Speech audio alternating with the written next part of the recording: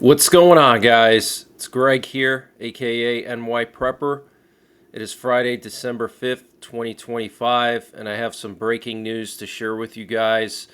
Right now, it is 13:25 Eastern Time here in the United States, and we currently have a U.S. presidential doomsday plane that flew from Washington, D.C. to Southern California for some reason.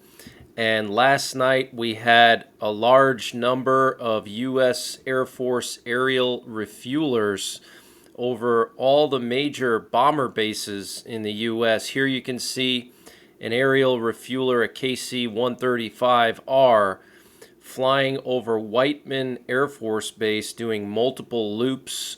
This is where the B-2 stealth bombers are based out of.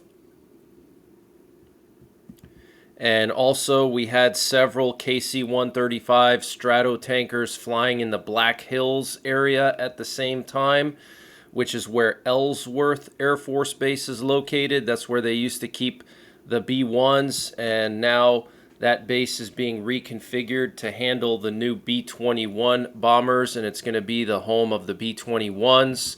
And then we also had several KC-46 Pegasus refuelers near Dyess Air Force Base in Texas, near Abilene. That's a B-52 and a B-1 bomber base.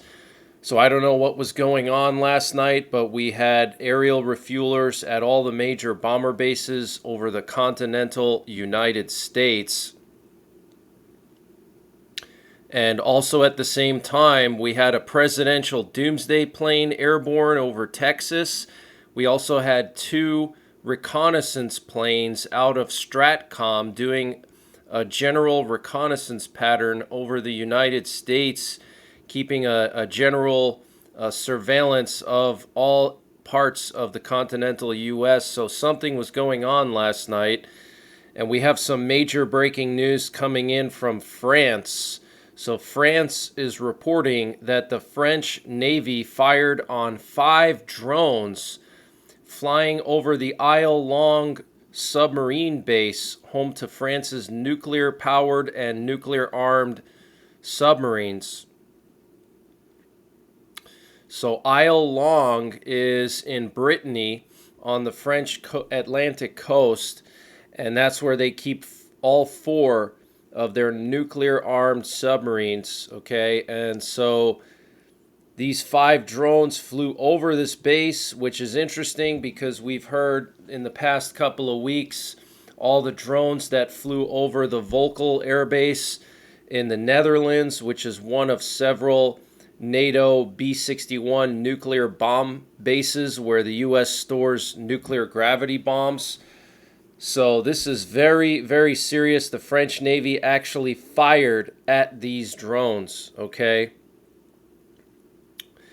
And I wanted to give you guys some updates on Venezuela. So we're hearing now that all international airlines have been suspended to Venezuela. All flights to Venezuela from every international airline have been suspended. So no one is flying to Venezuela anymore. And we're also hearing that in his phone conversation with Trump, Maduro asked for $200 million to step down and flee the country. We don't know what Trump's response was. From what we know is that the Trump administration told Maduro that they would allow him to leave Venezuela with his wife and son safely if he stepped down by Black Friday, which he did not do. Okay, so I don't know what's going to happen with Venezuela. I still think Trump is going to strike Venezuela. He's just waiting for the right opportunity. And the Trump administration is calling for preventing the reality of NATO being a perpetually expanding alliance in their new national security strategy. Wow. And Trinidad and Tobago reveal that the U.S. military radar on its territory is aimed at combating drug trafficking and the evasion of sanctions on Venezuelan oil, according to the Prime Minister. And a source from the U.S. military told me last night that we now have helicopter squadrons on high alert for possible Russian sub activity near all major U.S. coastal bases. And the president of Colombia, Gustavo Petro, called on the Colombian armed forces to defend the sovereignty of Colombia with their lives. And this is coming after Trump accused Colombia of having cocaine factories, and that any country with cocaine factories is subject to attack. And Colombia's state airline, Satina, has suspended flights to Venezuela now. And we're also hearing that a U.S. Navy guided missile cruiser, the USS Gettysburg, was recently spotted within 15 miles of the Venezuelan coast, according to satellite imagery, and territorial waters of countries extend out to 7 miles.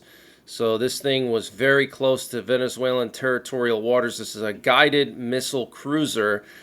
So this is a warship that can carry up to 96 missiles of various types, either Tomahawk missiles or SM-3 ballistic missile interceptors. Okay, so this thing can carry a lot of firepower. And Putin said yesterday that Russia didn't agree to any of the points proposed by the U.S. in the peace plan for Ukraine. He also said Russia is not going to join the G8 again. And he also said that Russia will wage war until all of the Donbass and Novorossiya is under Russian control. Okay, so Putin is not going to stop. He's going to take the Donbass either through peace or through military means.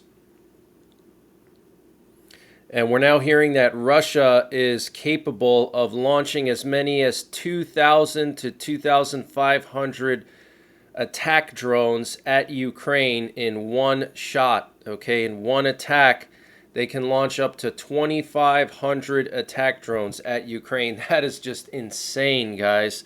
And I think we're going to see it. I think in the coming weeks, as we get deeper into winter and the temperatures drop, I think the Russians are going to launch 1,000, 1,500, even 2,000 drones in one night to take down Ukraine's power grid in the middle of winter. And this update was sponsored by EMP Shield. Guys, EMP Shield has created a special discount just for you, the listeners of the NYPrepper channel. If you go to empshield.com and use the promo code NYPrepper, you can get 15% off your entire order. And why do you need an EMP Shield? Well, this is a special device to protect your vehicle, your RV, your solar generators, your radios from an electromagnetic pulse, which could be caused by a solar flare or potentially a rogue country like North Korea detonating an electromagnetic pulse weapon over the United States that's mounted onto a satellite. So protect your vehicles, protect your RV, protect your radios, protect your generators with an EMP Shield. Use my promo code NYPrepper to get 15% off. Installation is super simple. This is a veteran-owned business, 100% American-made, and the EMP Shields have been tested by the military, okay? And free shipping is included to the entire continental United States. And the link and the promo code are in the description below this video. And last night, the Ukrainians launched a drone attack of their own, taking out the Syzran oil refinery in Russia. Also, a Ukrainian drone hit the center of downtown Grozny in Chechnya and damaged a skyscraper.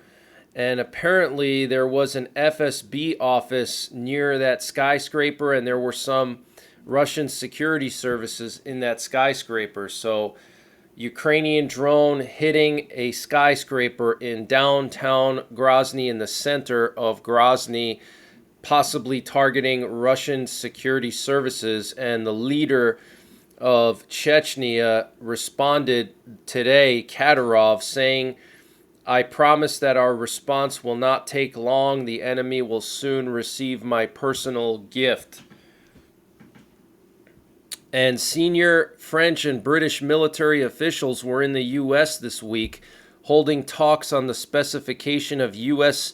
security guarantees for Ukraine. So France and Britain want to know more details about these security guarantees. And we did have that leaked conversation come out yesterday where Macron said that Ukraine and Europe can't trust the U.S. anymore, and I think it was the Finnish president, Alexander Stubb, or Merz, the German chancellor, that said that Zelensky can't be left alone with Witkoff and Kushner.